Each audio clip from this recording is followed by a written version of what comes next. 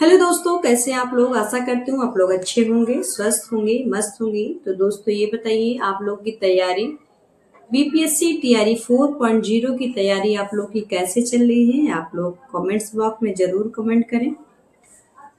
कुछ लोगों का कमेंट्स आ रहा था कि दीदी, मैंने इसीलिए वीडियो बनाया है। बहुत लोगों ने कमेंट्स किया कि दीदी बताइए, मेरी तैयारी बिल्कुल भी नहीं है और मुझे बहुत डर लग रहा है।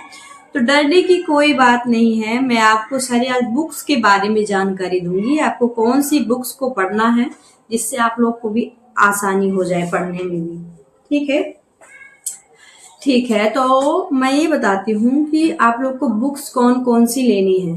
तो बुक्स है महेश बड़वाल की एनसीईआरटी आप ले सकते हैं, वन लाइनर, या फिर आप थ्योरी वाली बुक ले सकते हैं जीएस के लिए। एक बुक है बीपीएससी पूर्वावलोकन सामान्य ज्ञान की, वो भी बहुत बेस्ट रहेगी आप लोगों के लिए। उसमें बीपीएससी के आए हुए क्वेश्चंस भी रहते हैं और अगर उसको सॉल्व कर लेते हैं तो उससे ज्यादा कहाँ से जीएस पूछेंगे, आयोग कहाँ से जीएस पूछेगा। सबसे अच्छी बुक है वो, इसलिए मैं आपको बता रही हूँ। करंट्स की बात करें तो करंट्स के लिए आप स्पीडी ले सकते हैं। देखिए, कुछ लोगों का है कि हैबिट्स होता है कि बुक से पढ़ते हैं, कुछ लोग है कि यूट्यूब से भी देख करके पढ़ लेते हैं। करंट्स के लिए बता रही हूँ। तो मुझे तो सबसे अच्छा बुक्स लगता है पढ़ना, इसलिए मैं बुक्स के बारे में सजेस्ट कर रही हूँ कि आप स्पीडी ले सकते हैं। करंट्स के लिए आप स्पीडी ले सकते हैं। रह गई बात मैथ और रीजनिंग की, तो मैथ और रीजनिंग के लिए आपको प्रैक्टिस की बहुत ज्यादा जरूरत है। या फिर आप कोई प्रीवियस ईयर पेपर ले लीजिए, सारे मैथ के क्वेश्चन को सॉल्व कर डालिए, और या फिर आप बुक्स भी ले लीजिए और बुक्स में देखिए कि प्रीवियस ईयर में किस चैप्टर से क्वेश्चन पूछे गए हैं और वो सारे टॉपिक को आप सॉल्व कर डालिए। रीजनिंग भी वैसे ही कर डालिए, क्योंकि मैथ रीजनिंग हमेशा प्रैक्टिस पे ही होता है।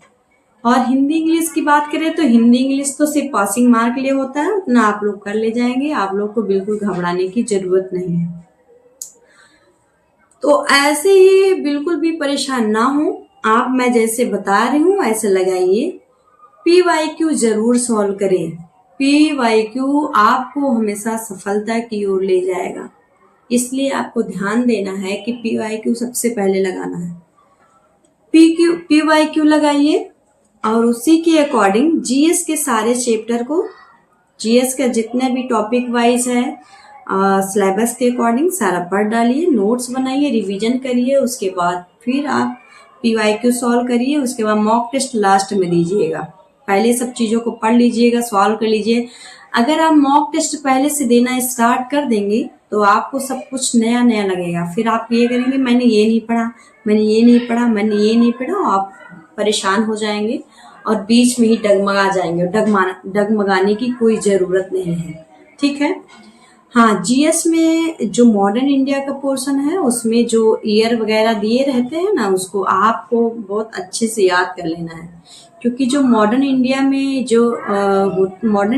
जो ईयर होता है ना उसको दे देता है आयोग, उसको पूछ लेता है। लोगों को सन याद नहीं रहता है, ईयर याद ही नहीं रहता है, तो परेशान हो जाते हैं।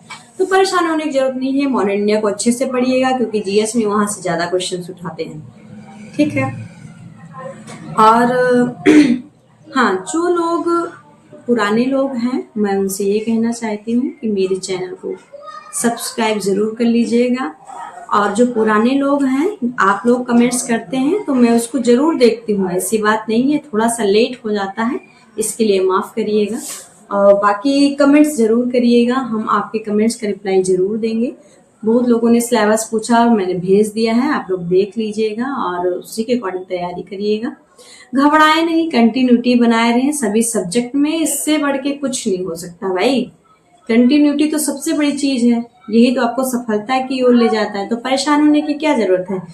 मैंने जो चीजें मैंने खुद से अप्लाई किया, मैं आप लोगों को वही चीजें बताती हूँ। कोई चीज आपको बनाकर नहीं बताते हैं, मैंने जो जैसा किया है मैं वैसे ही बताती हूँ। देखिए मेरे पीछे बहुत सारे, मैं जॉब में हूँ फिर भी देखिए मैं इस रूम में रहती हूँ और मैंने सब कुछ लगा रखा है पढ़ाने भी जाती हूँ, प्लस खुद भी पढ़ना है। छोटा सा बच्चा, सबको देखना रहता है।